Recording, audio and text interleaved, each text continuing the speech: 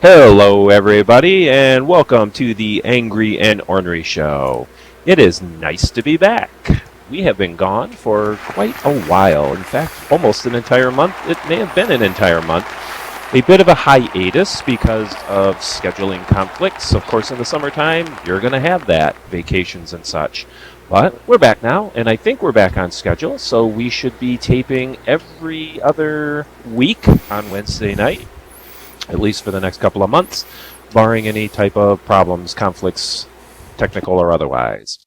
We are live in Second Life. If you don't know what that is, Google it. Find their site. Make yourself an avatar. It's free. Come into Second Life and look up me, Zoltan Mint, and we can get you to the studio when we record, so you can sit here and watch these hijinks live. If that's not your thing and you still want to see us, you can see it live on Hitbox. That's hitbox.tv. Again, Google that. You'll find it under the Angry and Ornery Show, and you can watch this as it streams out to hundreds of thousands of people, I wish, every other week on Wednesday night at, this would be 10 o'clock Eastern, 7 o'clock Pacific time. Finally, you can watch our show, well edited, on YouTube. Go to YouTube and look up Angry and Ornery, the channel. Join the channel, watch the show. You can see all of our shows from the last couple of years, as well as leave comments and send us email and do all that kind of stuff, because we want to hear from you. So please, please do that. I would like to hear from Lionheart, if he would come out and join me, my co-host, Mr. Lionheart. Sir, how are you? I'm fantastic. You almost made the coffee table this time. You know what? I was going to not do it, and then I did it on purpose. You did it on purpose. I did it on purpose. So you're basically lying to yourself now. No, I did it on purpose at the last second there. Okay, well, whatever gets you through your day. How have you been? We haven't been on the show in a while. I've had 2 life-altering things happen. Sex change and your heroin addiction. No, I turned 40 in real life. Oh my. And I got engaged. To a female in the real world. Oh, really then? Well, then congratulations and happy birthday. Not necessarily in that order. Thank you. You're welcome. I would talk about it more, but I don't think really you should talk about your real life because, there's all that legal stuff that you have to worry about. Well, Jessica Alba will eventually drop the lawsuit and the restraining order, and it'll be fine. If you're lucky, you're lucky. Yes. But why don't we sit down, because we have a big show today with a special guest and lots of other things to talk about, so let's have at it, shall we? Let's have it. All right. I think you and I agreed to do just one review tonight that we're probably not going to agree on. We agreed not to agree, and that is a movie that we've seen in the last couple of weeks. Is that correct? That is correct. All right. We'll do a quick review and then have our guest out. So hang in there, folks. A lot of people in real life have been arguing about whether Ghostbusters, the new 2016 Ghostbusters, was going to be good or not. And of course, all the fanboys were in an uproar that, a bunch of ladies were doing it, and it wasn't necessary. And why didn't they do a reboot instead of, why didn't they do a continuation of the storyline instead of a reboot, and so on and so forth. So a lot of people hated the movie before it came out.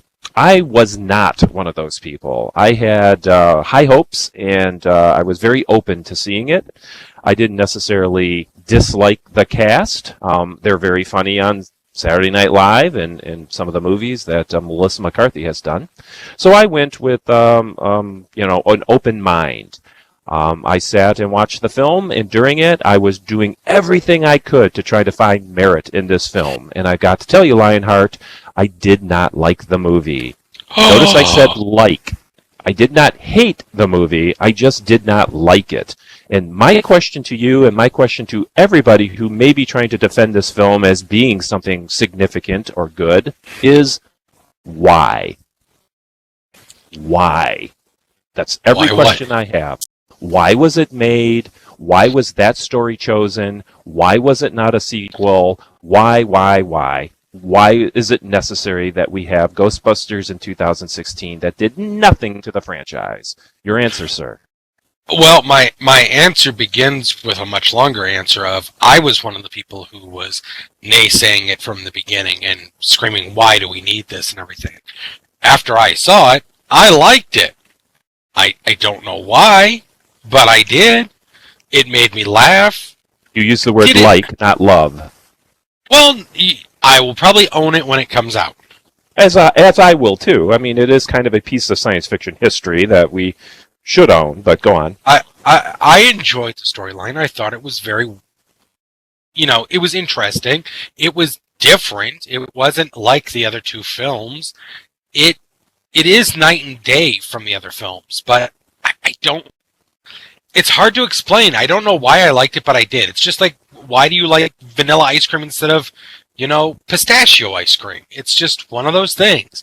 It made me laugh when I wanted to. It made me, it just worked for me. I love. Here's the thing. I was expecting it to be bad in the way that it was going to be a Saturday Night Live sketch. A 2 hours or hour and a half Saturday Night Live sketch. And It really wasn't that. And I was very happy about that. It did feel different. Maybe it felt like a comedy movie that Kristen Wiig and Melissa McCarthy would make. That's one of those two. Was it that far off from Bridesmaids? Maybe not. But I don't think it captured the feel or the charm that the original Ghostbusters had. And, arguably they weren't trying to make the original Ghostbusters. I know that. But if you want to make a good movie, riding on the heels of a giant franchise that is beloved by millions for many, many years now, then you probably should have take a honest stab at making it original, funny, interesting, and charming. I thought the movie had no charm at all. I didn't find the plot necessarily interesting. It was rehashed find a ghost thing.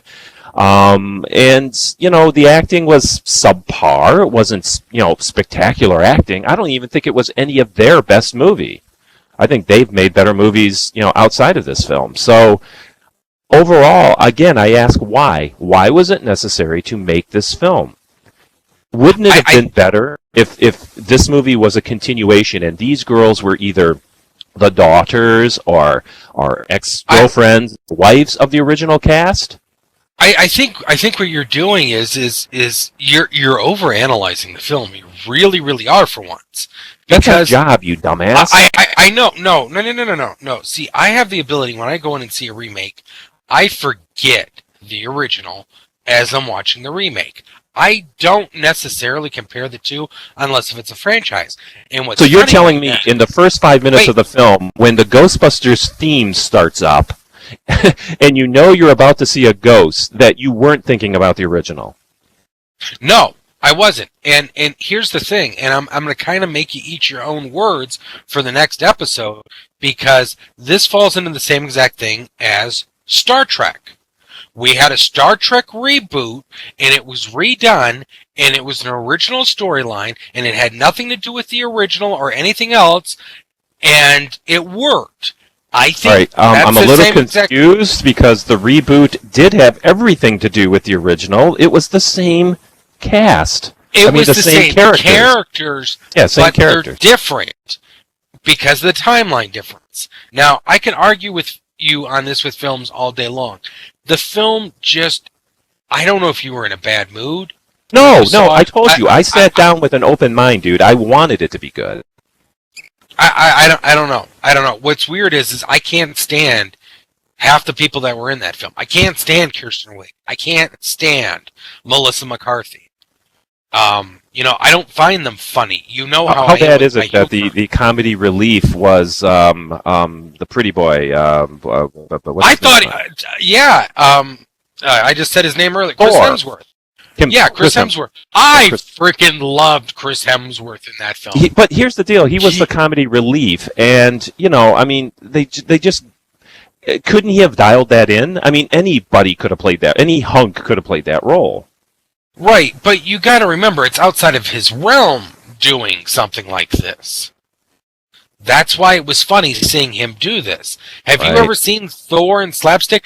A lot of people don't remember, and I'm dating myself. Well, I already said my age. when Airplane came out and Leslie Nielsen was in it, Right. that's the first time Leslie Nielsen had ever done comedy. He'd Right. always done serious film up to that point. Right. And he Right. was a natural. Same But exact thing with Hemsworth. Airplane was original. There was nothing like it when it came out. That's why it became Ghostbusters was classic. original. That was an original storyline. No, it wasn't. It was. Yes, No, it it was. wasn't. That story has been done at least 100 times in serious horror films, in comedy sketches, and TV shows. There was nothing original. And dude, why did Chris Hemsworth make everybody pose like he did and dance a disco dance? That was just ridiculous. There was nothing funny about that. That was funny. I was laughing. I found it hilarious. All right. All I know is, I want to believe in ghosts in real life, but I know that they don't exist. I wanted Ghostbusters to be a good movie, and that didn't happen. That's my review. I give it a 2 on a scale of 5. Well, you're wrong on many points because there are ghosts in real life, so you're wrong Okay. there. And number 2, it was a good movie. And you know what? On a scale of 1 to 5, you know what? Just to make you angry, I'm going to give it a 4. You're giving it a 4 because I'm giving it a 4. Ornery, you son of a bitch. You're ornery. I know down deep you didn't like that film. You know what? I know you didn't like it. No, I loved it. I can't wait. You tolerated it and liked it, but you did not love that movie. Nope. I loved that movie. The more I think about it, the more I like that film. All right. Okay. That's all. We're done with that review. We're done? Are we done altogether, or are we just done with that review? No, we're done. This show is over. I'm sorry, special guest Bridget. I'm sorry. Fine.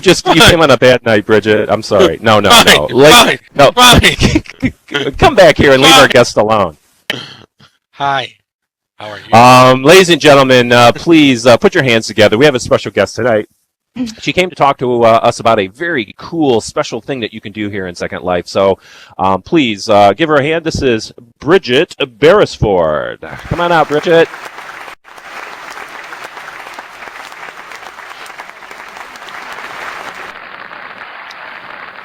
I'm sorry you had to be witness to that bit of ugliness, Bridget, but welcome to the show. Hello, thank you.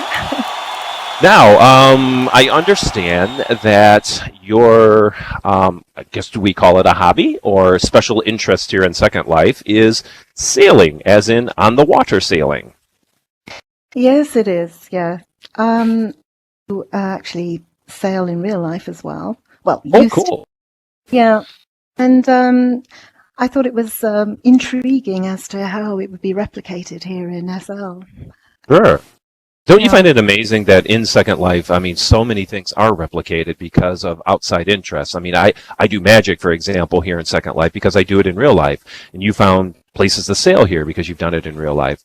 What could you tell new people that maybe know nothing about virtual worlds, how they can get involved in activities like sailing? Well, I think that there aren't, a lot of people aren't really aware of how easy it is to sail, and also the fact that they don't have to invest any money to enjoy sailing and racing in SL, because we have a wonderful range of boatmates and so on who, even through all of their hard work, they offer a lot of products free of charge. And so it's something that everybody should actually try. Absolutely. Now, you mentioned you sail in real life. Tell us a little bit about that. Are you on a big regatta traveling across the oceans? Oh, no. I was lecturing out in Botswana in something totally different culture, and we had a very big reservoir. And so at the weekends, we'd all mooch on down to what we called the yacht club there, and I managed to find a boat, which I did up, and there were various people there who were just really well into it, and they gave me my first lessons in real life.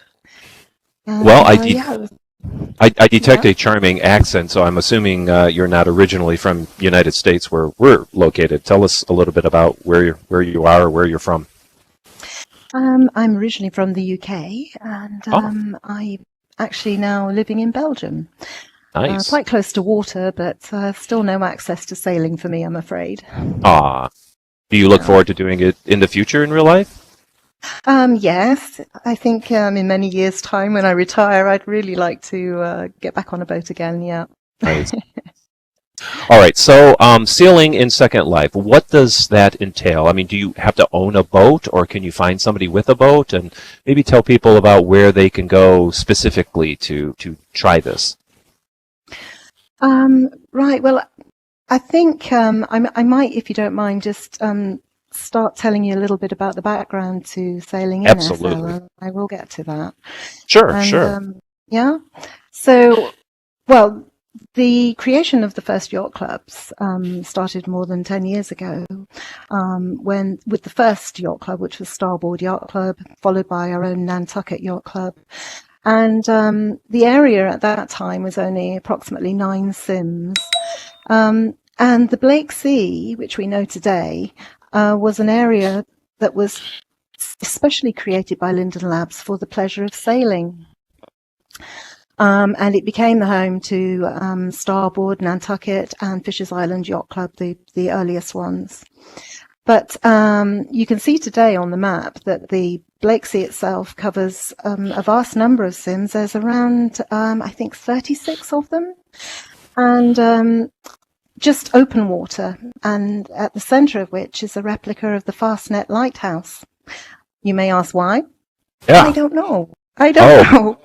But I can tell you that it's based on the Fastnet race, which is held every 2 years. And it starts off at the Isle of Wight in England, and the competitors go up to the south coast of Ireland, round the Fastnet Rock, and all the way back down to Plymouth in the southwest England. And Wow. that's, yeah, so it's a replica of what we find in the Southern Island. Does it include passing the White Cliffs of Dover? No. Oh, No, it's kind of in the opposite direction. I see. Yeah, but over the past few years, and this is referring to your original question about people, how did they get into sailing and so on.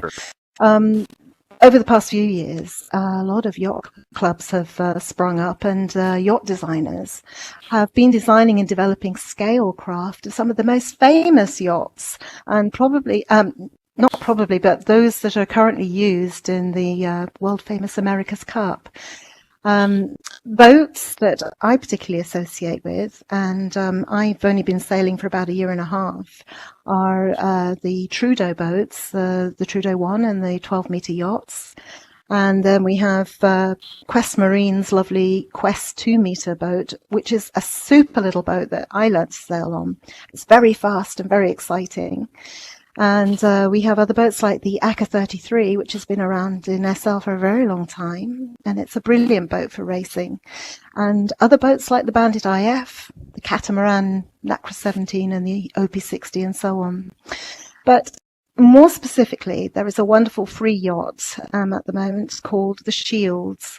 And it was designed by Bert Artis, and it's available free of charge on the marketplace. Oh, but it's great. a really nice it's a really nice boat for beginners. So there's no excuse not to try sailing in SL. Right. And there are lots of races that are held specifically for that boat. And I think it was really nice of Bert to spend all that time designing it, so that everybody can have a chance to get this boat free of charge. It's a fine boat. Excellent. Yeah. So Oh, I'm sorry. Go ahead. I didn't know you were. So I mean, there are various types of boats. They vary in difficulty, and we've got the Trudeau yachts, which are what I call instinctive boats, and you sail more, and this is going to sound weird, by observing the sails, by looking at the little telltale ribbons, and feeling how the boat responds. And I know that, don't ask me how you feel something in SL, but I think you all know that you do.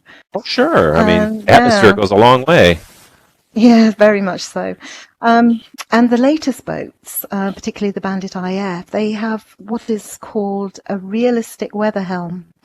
And this means that these new boats respond to wind speed, to wind direction, variations in gusts, and even in the amount of heel of the boat. And it's the same way, it responds in the same way as your boat does in real life. And that's quite amazing. It is. Yeah. And so once you've got your boat, of course, you've got racing, you've got cruising. And if you do go into racing, there are navigational aids, also free of charge on the marketplace. And they are used for following the courses and the cruises. And we use what we call a USB HUD. It contains note cards with the positions of all the race markers or any other selected marks. Yeah, I know, it's really cool. And the HUDs show obviously a course menu, and a direction arrow and a marker beam comes up in your view, and the HUD moves this beam to every mark in the race course automatically, so you have an idea where you were going, which is really important. Yeah. And then the USBs also have, like a built-in timer to give you an active countdown to the race starts. And with regards to racing and sailing, I hope I'm not taking over here, but No, yeah, this is intriguing. yeah, we have staff at Nantucket, and in fact, and all the clubs do, that freely teach newcomers to sail. And if they wish, we'd also help them to hone their racing skills. Many of the clubs have their own teaching programs, but of course, I've got to say here that Nantucket NYC has the best. Nice. Yeah. So the racing, racing replica yachts it's really absorbing, and with many sort of clubs springing up and existing clubs are continually adding to their racing schedules, you'll find, that there will always be a race or some activity going on at your time of day. So, for instance, the yacht clubs, they tend to hold their races at more specific times of day, so that people interested in sailing should be able to find a club that races at times to suit them. And at Nantucket, we race every single day. Wow. And we try to cater for both Americans and the Europeans alike. So for the Americans,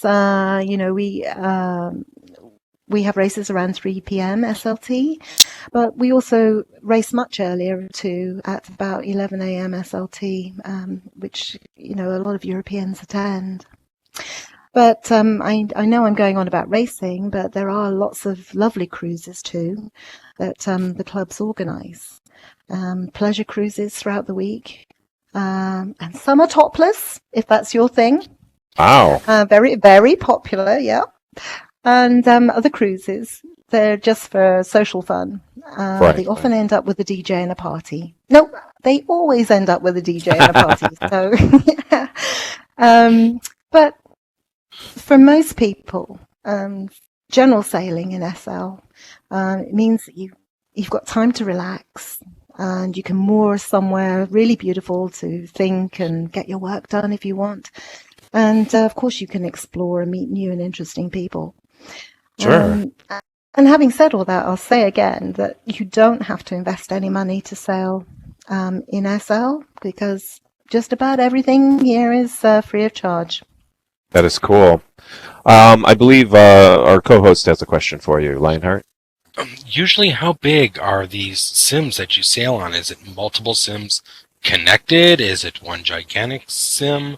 I mean, give us an idea of how large these areas truly are. Well, as I mentioned before, the Blakesea is around 36 sims. Wow. In one area. And then, of course, there are various waterways that radiate off from there.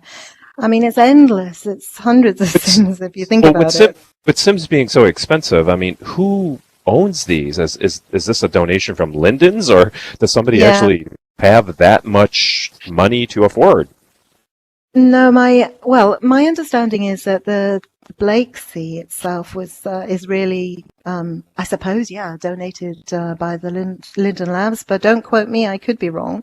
Right. But the surrounding areas, they tend to be private estates, and yes, there are some real land barons who have quite a lot of sims out there, and what they do is they promise to leave the water open, but they have little islands on each sim which they will rent out, and it's very difficult, I must say, to even find a place to rent around that area because it's so popular. Sure. So go ahead. If I were to, let's say, go on the marketplace then and get one of the free yachts, and So in actuality, as long as I know what I'm doing, I could pretty much just kind of plop the boat right in the water and kind of get going, or is it a little bit more involved than that? Well, yes. The You can't actually just plop your boat in the water anywhere. I mean, you'll know that every water sim has one corner that does allow rezzing, but I think for the Blake Sea, that's kind of locked off to those that are within a particular sailing group or whatever. And so you do have to go to the yacht clubs where they have dedicated res areas for you to res the boat. I mean, it's not a problem. It's just that you just can't put your boat in the water anywhere. Okay. And, let's say I get Zoltan out in the water. Is there a way to, like, sink his boat or have him have an accident or anything like that? Not really. I mean, I know things happen naturally with lag and stuff. Yeah, I do know that there are pirate sims for that, Lionheart. You could actually you shoot cannons at each other and that kind of thing. Yeah, but they're all scripted. Yeah. Right. Speaking of scripting, I have a technical issue to ask, and perhaps you don't know, but I'm thinking you do. You mentioned these party cruises and such, where multiple avatars can get on a boat.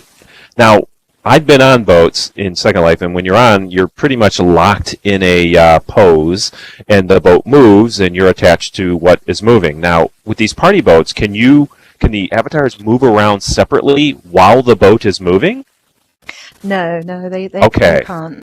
Okay. There are some really great boats that have a multitude of poses in them, and you can get a lot of people on them. And if somebody clicks the menu, you all sort of move around. Because we tried recently a boat called the Lionfish, and it was a freebie that was sent out to everyone. And I know Sunny's in the audience there; she's laughing because we were all piled on this boat, and somebody kept flicking the menu, and we were dancing 1 minute, we were sunbathing the next, we were making lunch in the cabin, I see. So so there are some fun boats out there, but primarily with a DJ, I would guess that you would click onto a dance animation and you would stay in that dance animation as the boat was moving. Yeah. Okay. Exactly. I get it. But we haven't got quite to that point yet, right? Where a boat moves and we can move along with it. I don't think the physics are possible with that. But.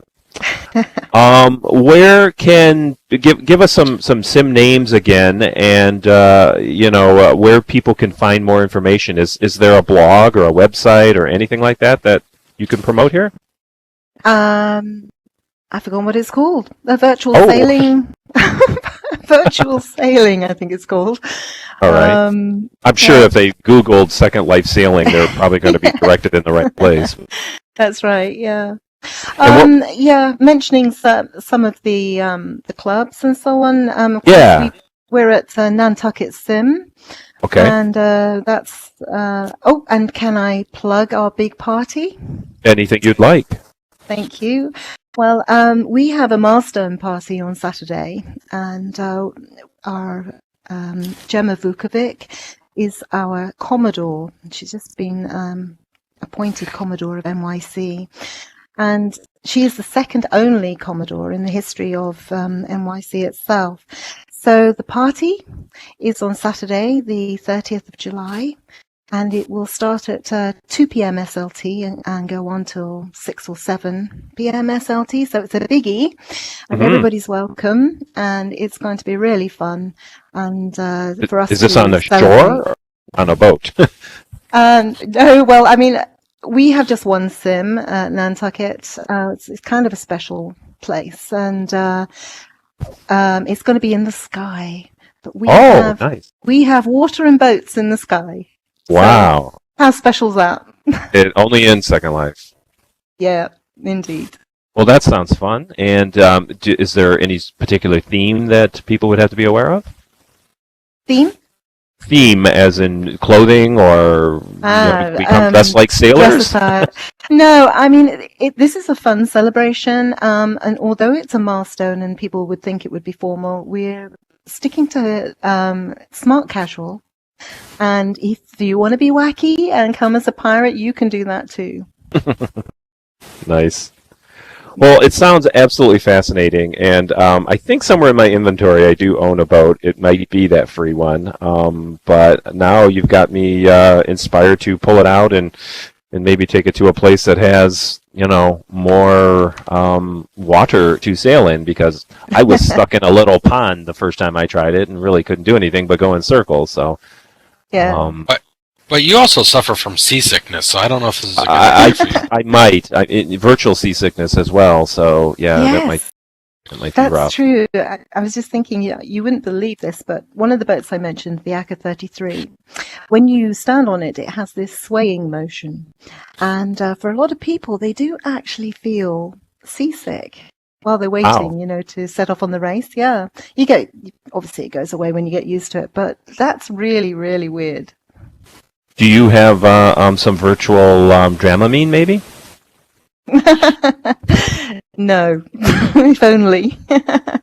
Right. Well, anyways, thank you very, very much for telling us about this really cool hobby. And if you guys, if you're not in Second Life or you're thinking about coming in, sailing is one of many things you can do here. But this sounds like a real hoot. And you can get a free boat, you can tour around and see a lot of things, meet a lot of nice people, and have a great time. So, stop making excuses and get in here and have some fun.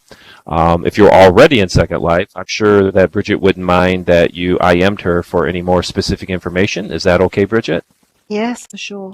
All right.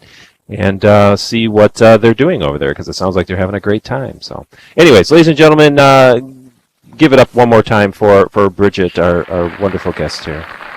Thank you. Yay!